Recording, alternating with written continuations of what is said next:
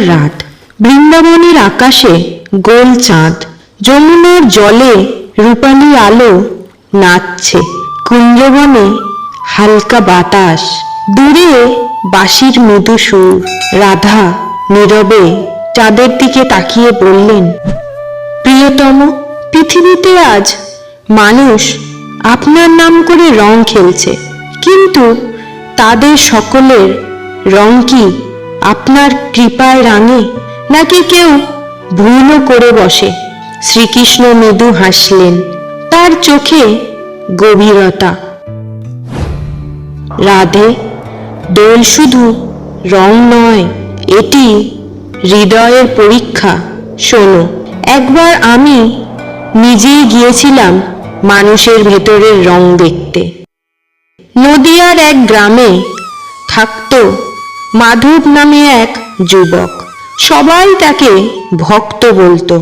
দোলের আয়োজন তার হাতে, মন্দিরের সজ্জা, কীর্তনের দল, সবকিছুর নেতা সে। কিন্তু তার অন্তরে ছিল এক সূক্ষ্ম অহংকার, এই উৎসব আমার জন্যই জাগ্রত। দোলের আগের রাতে গ্রামে এলেন এক অপরিচিত সাধু, চোখে শান্ত দীপ্তি। তিনি শুধু বললেন, আগামীকাল 5টি ভুল যেন না হয়, নইলে পূর্ণিমার আলোতেও অন্ধকার নামবে। মাধব হেসে বলল, বাবা, আমরা বহু বছর ধরে দোল করছি, আমাদের শিক্ষা দিতে হবে না। সাধু মৃদু হেসে চলে গেলেন। গ্রাম জেগে উঠল, আবির উঠছে, শঙ্খ বাজছে। মাধব রঙের থালা হাতে দাঁড়িয়ে, সবাই তাকে প্রণাম করছে। ঠিক তখন এক বৃদ্ধ ভক্তা বললেন, বাবা, আগে মন্দিরে প্রণাম করি, তারপর রং দিও। মাধব হেসে জোর করে রং মেখে দিল। লোকেরা হাসল, বৃদ্ধার চোখে জল চিকচিক করল। আকাশে হঠাৎ এক টুকরো মেঘ চাঁদে ঢাকা দিল। তারপর এক কিশোর বলল, দাদা, আমার চোখে দিও না। মাধব বলল, দোল মানে তো ভয় নয়। সে জোরে রং ছুড়ল। কিশোরের চোখে জ্বালা শুরু হলো, চারপাশে অস্থিরতা। মাধব নিজের মনে বলল, উৎসবে এসব হয়ই।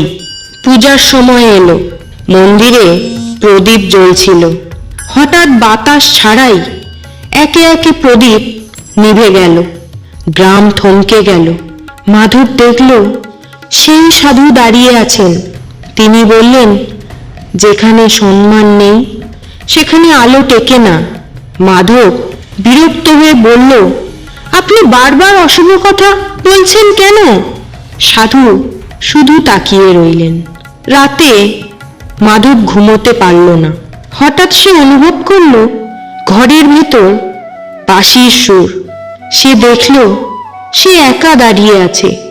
রঙে ভরা মাঠ, চারপাশে মানুষ, কিন্তু কেউ তাকে দেখছে না। তার গায়ের রং ধীরে ধীরে কালো হয়ে যাচ্ছে। দূরে সেই সাধু দাঁড়িয়ে। মাধব চিৎকার করে বলল, আপনি কে?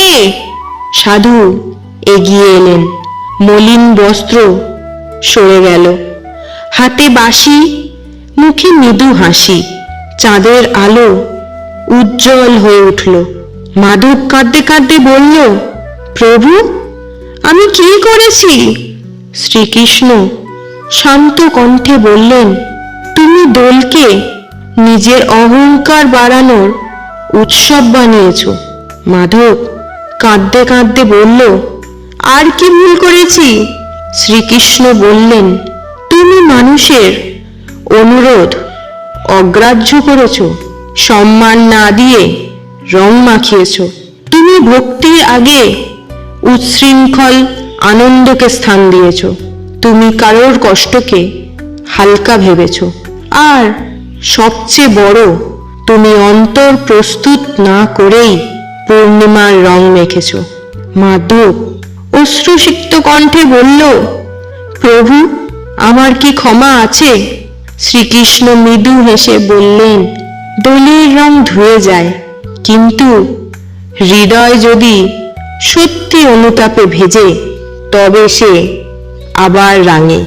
আগামীকাল সূর্য উঠবে, দেখি তুমি কেমন রং মাখো।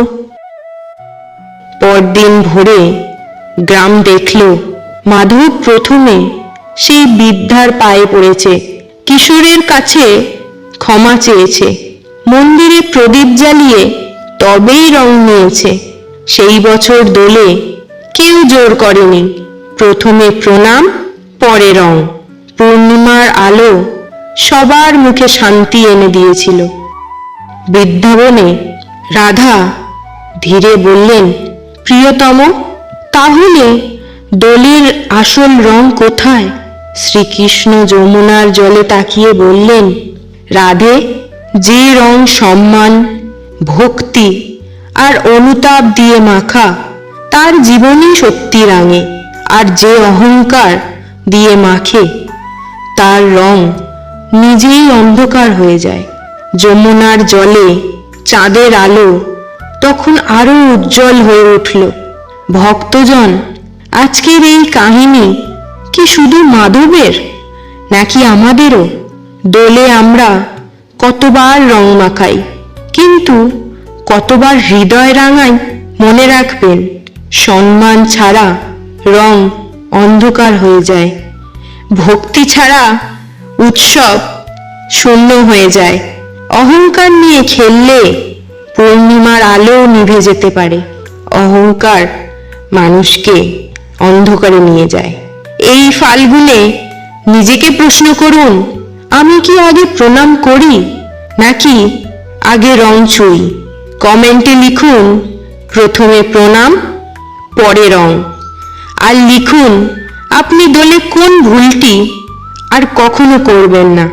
এই ভিডিও যদি আপনার হৃদয় স্পর্শ করে থাকে তাহলে লাইক করুন, শেয়ার করুন সেই মানুষদের সঙ্গে যাদের এই শিক্ষা জানা দরকার, আর সাবস্ক্রাইব করতে ভুলবেন না, কারণ পরের পর্বে আমি বলবো দোলের দিন 7টি কাজ না করলে আশীর্বাদ পাবেন না, এবং এই নিয়ম স্বয়ং শ্রীকৃষ্ণ রাধাকে বলেছিলেন। সেটি জানার জন্য আমাদের সঙ্গে থাকুন। রাধে রাধে।